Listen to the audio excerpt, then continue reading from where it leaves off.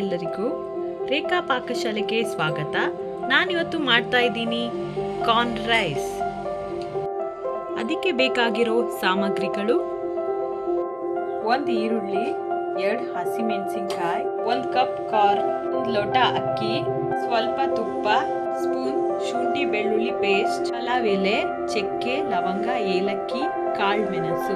Cooker ಕಾದ ನಂತರ ಸ್ವಲ್ಪ ಎಣ್ಣೆ ಹಾಕಿ ಮೊದಲಿಗೆ ಚಕ್ಕೆ, ಲವಂಗ, ಪಲಾವ್ ಎಲೆಯನ್ನು ಹಾಕಿ ನಂತರ ಈರುಳ್ಳಿ ಮತ್ತೆ ಹಸಿಮೆಣಸಿನಕಾಯಿ ಹಾಕಿ ಈರುಳ್ಳಿ ಕಾದ ನಂತರ ಶುಂಠಿ ಬೆಳ್ಳುಳ್ಳಿ ಪೇಸ್ಟ್ ಹಾಕಿ ಚೆನ್ನಾಗಿ ಫ್ರೈ ಮಾಡಿ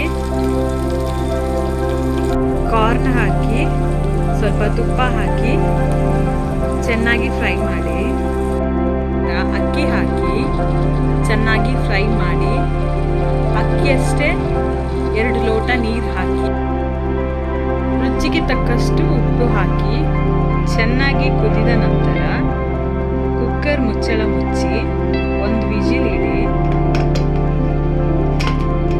ಇವಾಗ ಕಾರ್ನ್ ರೈಸ್ ರೆಡಿಯಾಗಿದೆ.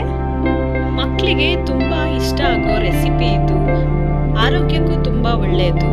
ನೀವು ಈ ರೆಸಿಪಿನ ಮಾಡಿ ನೋಡಿ. ನಿಮಗೆ ನಮ್ಮ ರೆಸಿಪಿ ಇಷ್ಟ ಆಗಿದೆ